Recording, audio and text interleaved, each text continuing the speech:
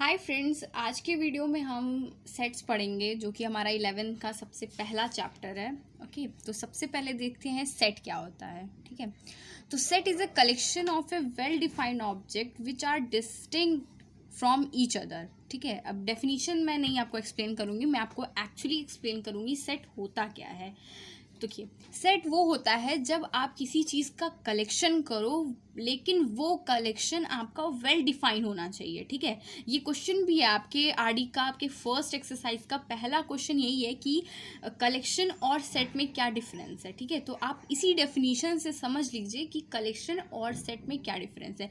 Collection क्या होता है, आप किसी चीज़ को जब करते हो तो उसका एट रैंडम आप कर लेते हो। जैसे कि आपने बोला कि मुझे कोई भी 5 अल्फ़ाबेट दो, 26 अल्फ़ाबेट्स आपके होते हैं, उसमें से आप कोई भी 5 अल्फ़ाबेट दो। ठीक है, तो ये कलेक्शन है। लेकिन अगर मैंने कहा कि मुझे वॉवेल्स का सेट चाहिए, मुझे जो भी 26 होते हैं मुझे एक वॉवेल का सेट चाहिए, तो ये मेरा एक सेट हुआ। क्यों? क्योंकि यहाँ पे डिफाइन हो रहा है, हमारा वॉवेल यहाँ पे डिफाइन हो रहा है। और जो कलेक्शन था उसमें हमारा डिफाइन नहीं हो रहा है, उसमें हम 26 अल्फ़ाबेट में से हम किसी को भी एट रैंडम ले सकते हैं। ठीक है, तो सेट क्या होता है, किसी भी चीज़ का जब हम कलेक्शन करते हैं लेकिन एक वेल डिफाइन ऑर्डर में। कैसे करते हैं? वेल डिफाइन करते हैं कि वो एक डिफाइन होना चाहिए, उसमें एक पर्टिकुलर चीज़ की बात हो रही हो, तब वो हमारा सेट होता है। ठीक है, जैसे देखिए एग्जाम्पल यहाँ पे है 2, 3, 5, 7, 11। ये एक सेट है। ये सेट क्यों है? क्योंकि ये set of 5 first natural number है। अगर आप 5 फर्स्ट प्राइम नेचुरल नंबर निकालोगे तो यही आएगा 2, 3, 5, 7, 11। तो ये एक सेट है। तो सेट में हमने क्या समझा? सेट हमारा वो होता है जब एक किसी कलेक्शन की बात की जाए, वो भी एक वेल डिफाइंड ऑर्डर में हो, तो उसको हम सेट कहते हैं। बस, और सेट कोई भी कुछ भी नहीं है, सेट बहुत इजी सा है। ठीक है, तो इसी को हम सेट कहते हैं। और आप जैसे किसी आप पर्टिकुलर बुक की कलेक्शन करते हो तो वो हमारा सेट हुआ। एक पेन की किसी से एक कलेक्शन करते हो तो वो भी हमारा सेट हुआ। तो किसी भी हम कोई भी कलेक्शन जिसका एक वेल डिफाइंड ऑर्डर हो जाए वो हमारा सेट कहलाता है। बस दैट्स इट, यहीं पे सेट फिनिश हो जाता है। आई मीन डेफिनीशन फिनिश हो जाता है इसका। ठीक है, तो देखिए सेट को रिप्रेजेंट करने का तरीका।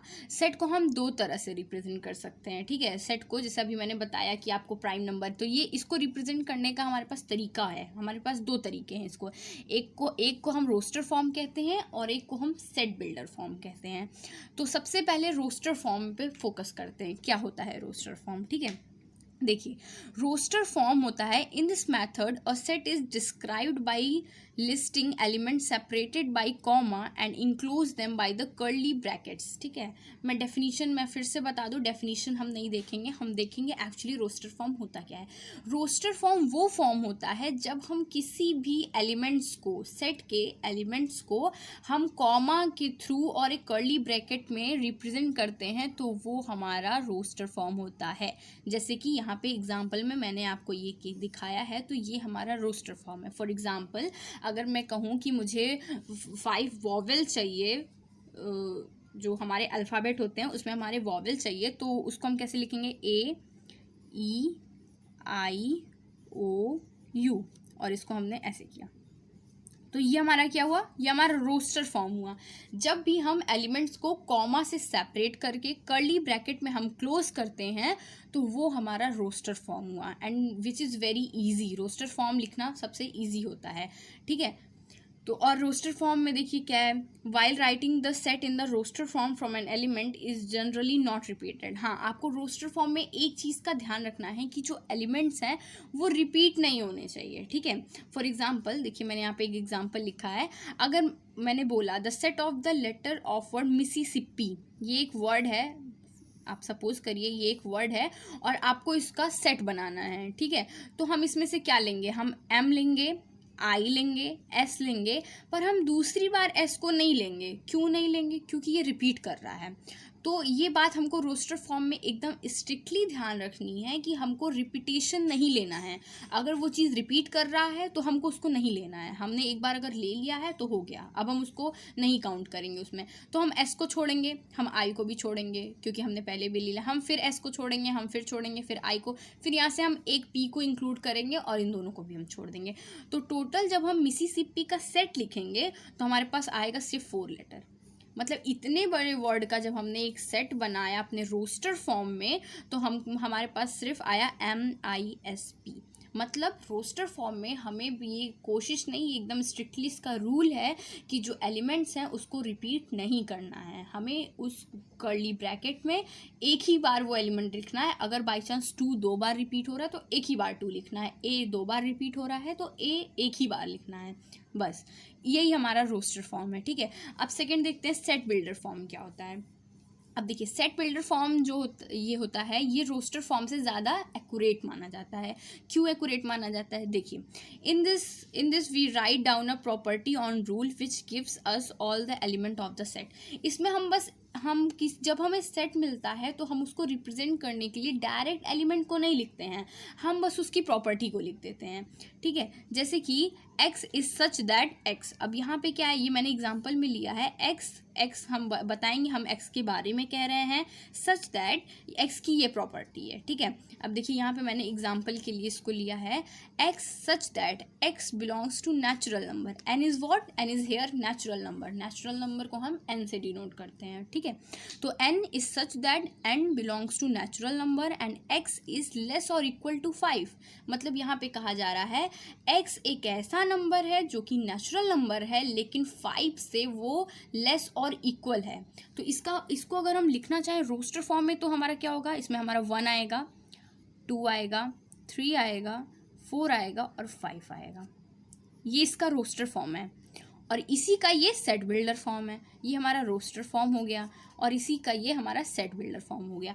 और सेट बिल्डर फॉर्म ज़्यादा एक्यूरेट क्यों होता है, सेट बिल्डर फॉर्म ज़्यादा एक्यूरेट इसलिए होता है क्योंकि अगर आपको किसी ने कह दिया कि मुझे 1 to 100 नेचुरल नंबर आप लिख के दिखाओ, तो अगर आप रोस्टर फॉर्म को चूज़ करोगे तो आपको 1 by 1 सारे एलिमेंट्स को आपको उसमें शो करना पड़ेगा, जो कि 100 तक ये थोड़ा कठिन काम हो जाएगा हमारे लिए। लेकिन जब हम सेट बिल्डर में होंगे तो हम सिंपली लिखेंगे x is such that x is a natural number where x is less or equal to 100। तो हमें समझ आ जाएगा, अच्छा इस एक लाइन में ये बात कही जा रही है कि x जो है वो हमारा एक नेचुरल नंबर है और ये वन से नहीं, एक natural number of course it start from 1। सो हमें कोई भी यहाँ पे लिखने की ज़रूरत नहीं है कि ये n 1 से शुरू होगा, एक नेचुरल नंबर है जो कि 100 से इक्वल और छोटा है। तो 100 को इंक्लूड करके 100 से जितने भी नंबर है हम वहाँ पे मेंशन कर देंगे। ठीक है, इसलिए सेट बिल्डर फॉर्म हमारा ज़्यादा अच्छा होता है रोस्टर फॉर्म के कंपैरिजन में। ठीक है, तो सेट बिल्डर फॉर्म का मैं एक और एग्जांपल आपको दिखाती हूँ। ठीक है, जैसे कि सपोज आपको लिखना है 1 by 2, 2 by 3, 3 by 4, 4 by 5। Suppose ये है, ये अभी मेरा किस फॉर्म में है, ये अभी मेरा रोस्टर फॉर्म में है। ठीक है, तो अगर हमको इसको सपोज सेट बिल्डर फॉर्म में लिखना है तो हम कैसे लिखेंगे, x is such that, okay, x is such that x belongs to natural number. सबसे पहले हम लिखेंगे कि जो x है वो नेचुरल नंबर से बिलोंग कर रहा है, जहाँ पर x equal to n upon n+1, right. ये हमारा हो गया इसका सेट बिल्डर फॉर्म। अब मैंने यहाँ पे n अपॉन n+1 क्यों लिखा, क्योंकि देखो यहाँ पे हम कह रहे हैं कि x such that x belongs to natural number. जो x है वो इस तरह से है कि x वो नेचुरल नंबर को बिलोंग करता है और वहाँ पे यहाँ पे जो भी नेचुरल नंबर आएगा उसमें हम 1 को ऐड करते जाएंगे। एक चीज़ मेंशन करना यहाँ पे मैं भूल गई, यहाँ पे कॉमा करके हम एक और चीज़ लिखेंगे कि n इज़ लेस और इक्वल टू 4। यहाँ पे हम लिखेंगे n, क्योंकि ये हमारा 5 तक ही तो जा रहा है, तो हम यहाँ पे हमको इसको ये चीज़ भी इसको ब्रैकेट के अंदर मेंशन करनी होगी, तो ब्रैकेट हमारा यहाँ क्लोज होगा।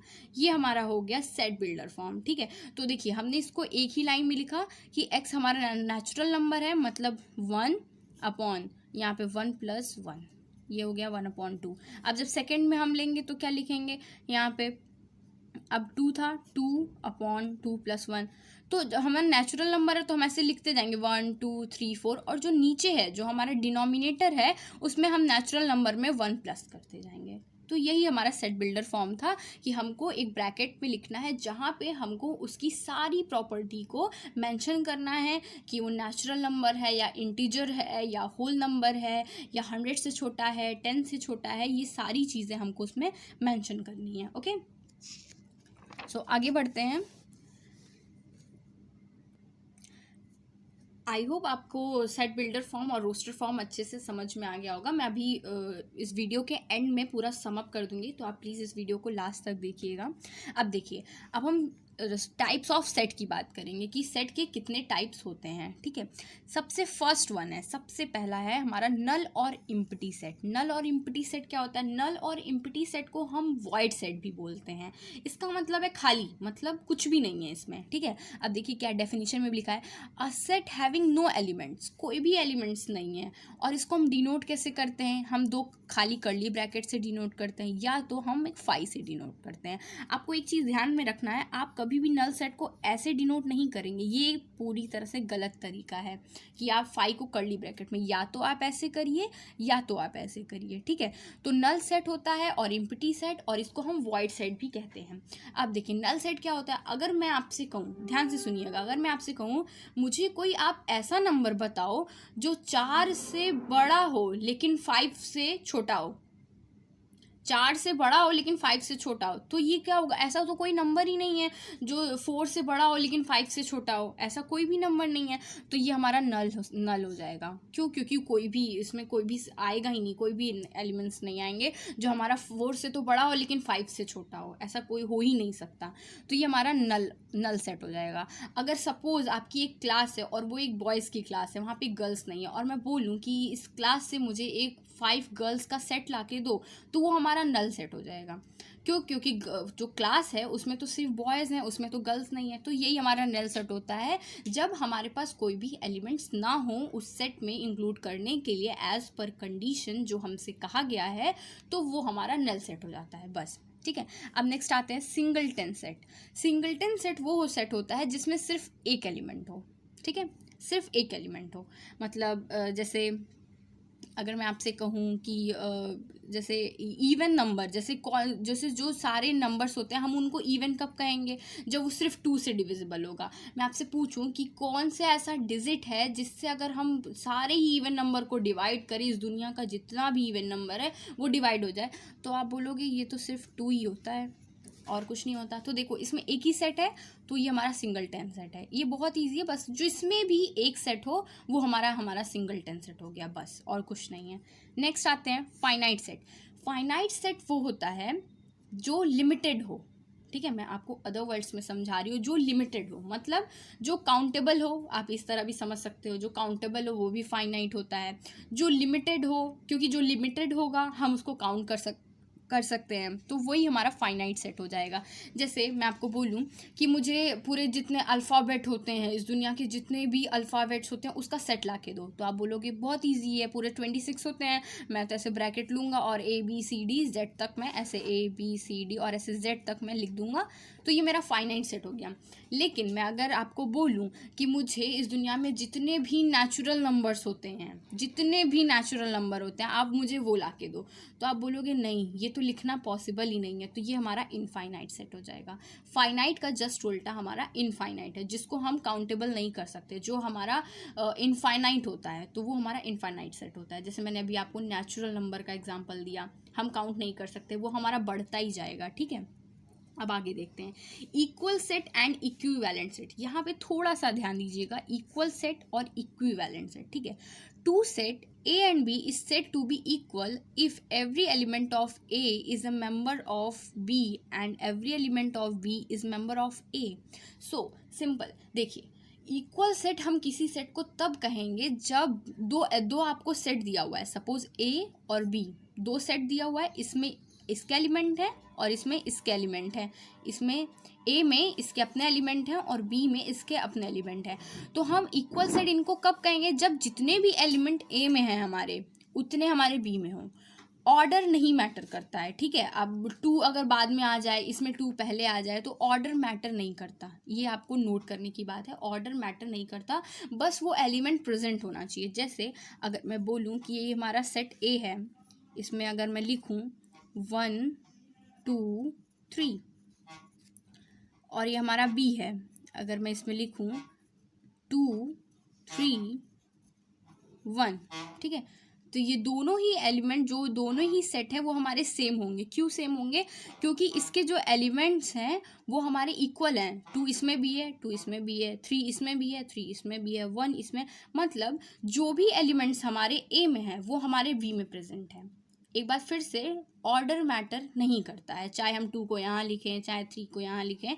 तो इक्वल सेट हमारा कब सेट होगा? जब भी हम दो सेट में कंपैरिजन करें और जो भी सेट हमारा ए में है वो हमारा बी में प्रेजेंट हो, बस। और हमें कुछ नहीं देखना इक्वल सेट में, बस वो प्रेजेंट हो, बस वो हमारा इक्वल सेट हो जाएगा, ठीक है। इक्विवेलेंट सेट क्या होता है? इक्विवेलेंट सेट और इक्वल सेट सेम नहीं होता, इट्स नॉट सेम, ठीक है। देखिए ध्यान से, इक्विवेलेंट सेट क्या होता है?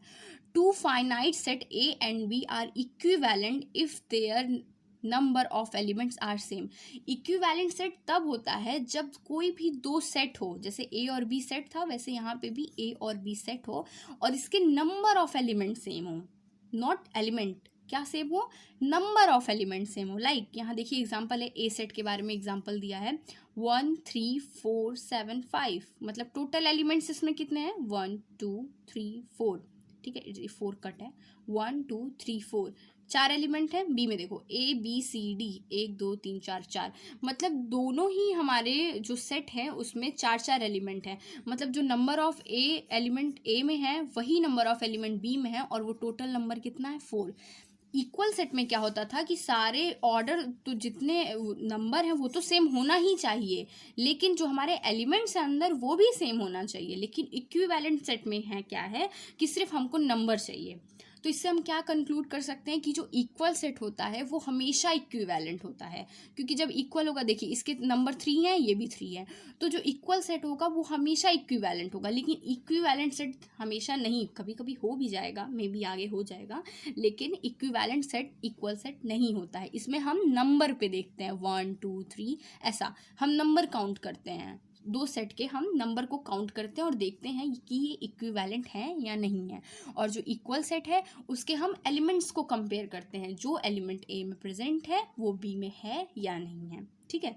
अब आइए देखते हैं आगे सबसेट क्या है। It is the one of the most important topic of this set, subset, क्योंकि अगर आपने ये समझ लिया तो आपकी आधा से ज़्यादा प्रॉब्लम सॉल्व हो गई, आपका जो चैप्टर है वो समझिए सॉल्व हो गया, ठीक है। देखिए ध्यान से, let A and B be the two set. If every element of A is an element of B, then A is called subset of B. ठीक है, डेफिनेशन तो हो गया। अब देखते हैं सबसेट होता क्या है। सपोज मैंने लिखा है यहाँ पे A इक्वल टू 1 2 3 4, ठीक, और B है, B अभी कुछ नहीं है, मैं आपको B समझाते वक्त बताऊंगी। देखिए ये हमारा सेट है। अगर कोई भी जो सेट है उसका सबसेट तब होता है जब उसका जो A है, मान लीजिए A और B है, जब B का जो एलिमेंट है वो A में ऑलरेडी प्रेजेंट हो तो वो हमारा उसका सबसेट हो जाता है। नहीं समझ में आया? कोई बात नहीं, मैं आपको फिर से एक्सप्लेन कर रही हूँ। देखिए सबसेट हम किसी को तब कहेंगे जब हमारे A का जो भी एलिमेंट हो वो B में प्रेजेंट हो, ठीक है। Like example 1 2 3, sorry 1 2 3, it's a subset, it's a subset of A. क्या लिखेंगे? A is subset of B, हम यहाँ पे लिखेंगे A is subset of B, और हम यहाँ पे इक्वल का भी साइन लगा सकते हैं, ठीक है। दोनों इक्वल है, बस सबसेट को रिप्रेजेंट करने का तरीका है, ये हमारा सबसेट को रिप्रेजेंट करने का तरीका है, ठीक है। तो सबसेट कब होगा? जब इसके एलिमेंट्स, और वो कोई भी एलिमेंट हो, अगर मेरा अकेले ए लिखा है देन इट इज सबसेट, अकेले 2 लिखा है देन इट इज सबसेट, अकेले 3 लिखा है इट्स अ सबसेट। सबसेट को आप इस तरह से समझो, जैसे फॉर एग्जांपल आपका एक घर है और उस घर में 4 मेंबर हैं, ये 1 2 3 4 ये मेंबर्स के नाम हैं, और ये जो सेट बना हुआ है ये आपका घर है। तो अगर मैं पूछूं क्या ये जो 1 है ये आपके घर का है, तो आप बोलोगे हाँ है, मतलब ये सबसेट है। अगर मैं बोलूँ ये 1 2 दोनों मिला के मैं कॉम्बो में बोलूँ 1 2, ये जो 1 और 2 हैं ये आपके घर के मेंबर हैं, आप बोलोगे हाँ है, मतलब ये 1 2 सबसेट है। अगर मैं बोलूँ ये जो 1 2 3 4 आपके घर के जो मेंबर हैं, आप बोलोगे हाँ है, मतलब 1 2 3 4 भी आपके घर के मेंबर हैं, ठीक है।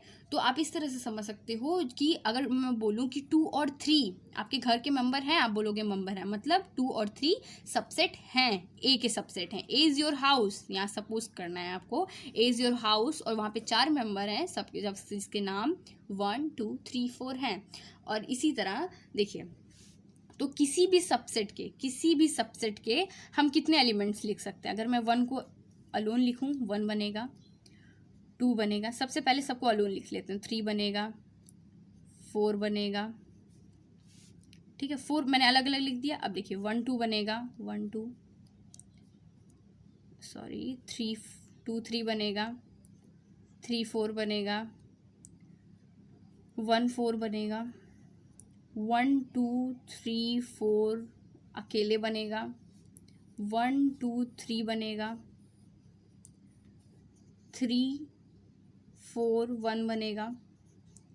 ऐसे कितने बनेंगे ये पता करने के लिए हमारे पास फॉर्मूला होता है टू दी पावर n, ठीक, ये आपको ध्यान रखना है। टू दी पावर n कैसे पता करेंगे, इसमें कितने एलिमेंट्स हैं, n क्या है यहाँ पे, the number of the elements present in the set. हम फॉर्मूला निकाल सकते हैं कि कितने भी हमारे सबसेट बनेंगे, उसका एक फॉर्मूला होता है, ठीक है। सो कितने इसमें बनेंगे, यहाँ पे n का 4 है, तो यहाँ पे हम लिखेंगे to the power 4, to the power 4 हमारा आ जाएगा 16। तो टोटल सबसेट जो इसके बनेंगे 16। अभी तक मैंने कितना लिखा है, 1 2 3 4 5 6 7 8 9 10 11, मतलब अभी इसके 5 और सबसेट बनेंगे, कुछ 3 करके कुछ 4 करके। तो यही हमारा सबसेट है। आई होप आपको सबसेट क्लियर हुआ होगा। नहीं क्लियर हुआ है आप एक बार फिर से देखो। सबसेट क्या होता है कि वो, और हाँ एक चीज़ और ध्यान रखना है कि जो नल होता है, नल, अगर मैं पूछूं कि ये आपका सबसेट है इसका, आप बोलोगे हाँ, सबसेट भी इंक्लूड होता है। मतलब हम ये भी अगर मैं लिख दूं कि is this subset of this, yes of course. Null set is always subset of every set. ये आपका थ्योरम है, null set is always subset of every set, ठीक है। तो अभी मैंने आपको 11 लिखे थे, ये 12 हो गए, 4 और सबसेट होंगे। तो सबसेट क्या होता है, जो भी एलिमेंट ए में हो, अगर उसका कोई भी एलिमेंट बी में है तो वो हमारा सबसेट हो जाता है, ठीक है। और अगर इफ़, यहाँ पे ध्यान से देखिएगा, अगर जो बी का एलिमेंट है, अब मैं यहाँ उल्टा बात कर रही हूँ, अगर जो बी का एलिमेंट है वो भी ए में प्रेजेंट है, ए में सपोज है, तो हम उसे सुपर सेट कहते हैं, और हम उसे ऐसे लिखते हैं, ऐसे, दिस वन, उल्टा साइन, ये हमारा सुपर सेट हो जाता है। तो अगर जो बी का एलिमेंट है, अगर वो ए में है, सॉरी बी का एलिमेंट है, अगर वो ए में है, तो वो हमारा सुपर सेट हो जाता है, ठीक है। तो चलिए, अब जो सबसेट है और सुपर सेट के साथ मैं यही वीडियो आज रखती हूँ। नेक्स्ट वीडियो में हम सबसेट के खूब सारे क्वेश्चंस करेंगे, मैं आपको इसके और भी टर्म्स क्लियर करूँगी। So if you like the video then please do like, share and please comment किया। और अगर कोई भी इम्प्रूवमेंट आप इस वीडियो में चाहते हैं कि मुझे वीडियो ऐसे बनानी चाहिए, तो आप प्लीज़ कमेंट कर सकते हैं, and please support my channel. So thank you so much.